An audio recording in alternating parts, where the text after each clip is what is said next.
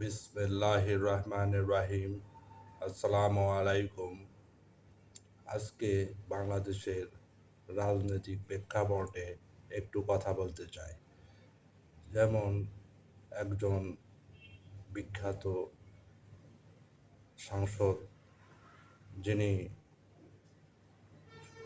অত্যন্ত পরিচিত, গোলাম মাওলা রনি সাহেবের ব্যাপারে একটু কথা বলতে চাই। উনি ইন্টেরিম গভর্নমেন্ট বা অন্তর্বর্তী সরকারকে বিভিন্নভাবে, প্রত্যক্ষভাবে, পরোক্ষভাবে হুমকি প্রদান করে যাচ্ছেন এবং কিছু রাজনৈতিক দল এই রকম হুমকি প্রদান করে যাচ্ছেন যে অতি তাড়াতাড়ি একটি অবাধ, নিরপেক্ষ, সুষ্ঠু নির্বাচন তারা চায়। আমি বলতে চাই, এতদিন আপনারা কোথায় ছিলেন? আপনারা তো কোনো করতে পারেন নাই, সরকারকে পতন ঘটাতে পারেন নাই। পতন ঘটাচ্ছে জনতা, ছাত্র জনতা সহ দেশের আপামর জনগণ। হয়তো এই সরকার সাংবিধানিক কোনো সরকার নয়, কিন্তু জনগণ তো সংবিধানের ঊর্ধ্বে। সংবিধান তৈরি করে সংসদের ৩৫০ জন সদস্য মিলে, আর পুরা দেশের মালিক হলো এই দেশের আপামর জনগোষ্ঠী। সেই আপামর জনগোষ্ঠী হয়তো প্রত্যক্ষ ভোট দেয় নাই, কিন্তু তাদেরকে নীরবে সমর্থন জানিয়ে যাচ্ছে দেখেই তারা আজকে ইন্টিরিম গভর্নমেন্ট পরিচালনা করার দায়িত্ব পেয়েছে। তারা তো আর জোর করে নিতে চায়নি, তাদের হাতে উঠিয়ে দেওয়া হয়েছে।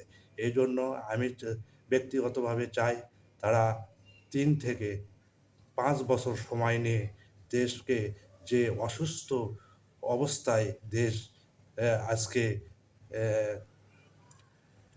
আইসিইউতে আইসিইউতে আছে, সেখান থেকে তারা দেশকে সুস্থ সবল করে একজন সুস্থ ব্যক্তির মতো দেশকে দাঁড় করাক।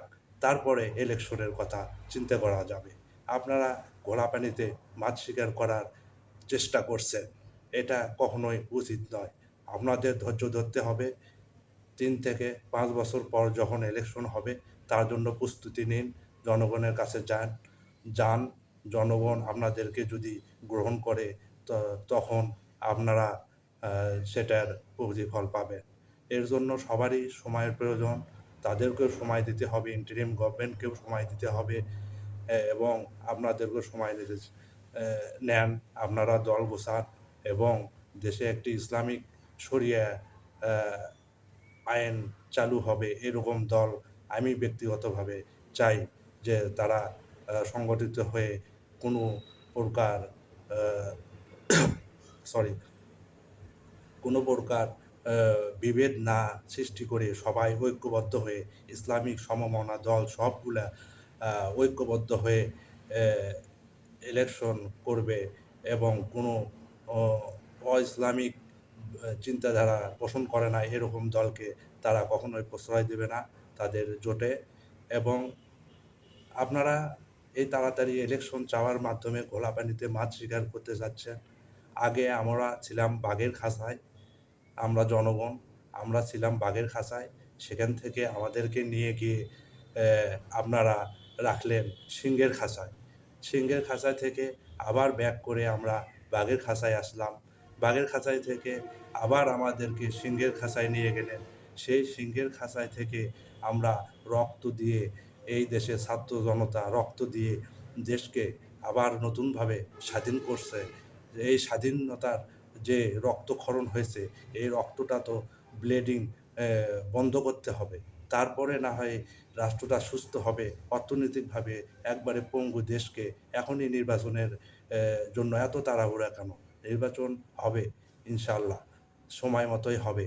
এবং আপনারা এখনই নির্বাচন দিয়ে আ আপনারা চাচ্ছেন যে আমাদেরকে সিংহের খাঁচায় থেকে এ এম মুক্ত পেয়ে আমরা স্বাধীন হয়েছি, আমাদেরকে আবার হায়ানার খাঁচায় বন্দি করতে।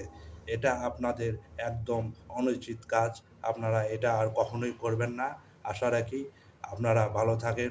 গোলাম মাওলা স্যার যতগুলা কথা বলেছেন আমার ৪২ বছর বয়সের জীবনে আমি হয়তো ও অতগুলা কথাও বলিনি। উনি টক শো বা বিভিন্ন মিডিয়ায় যতগুলা কথা বলছে, আমি ব্যক্তিগতভাবে আমার জন্ম থেকে এই ৪২ বছর বয়স পর্যন্ত অতগুলা কথাই আমি বলিনি। তো আপনারা ধৈর্য ধরুন এবং ইন্টারিম গভর্নমেন্টকে সাহায্য করুন। তাহলেই আমাদের দেশ সুন্দর হবে। আল্লাহ হাফেজ।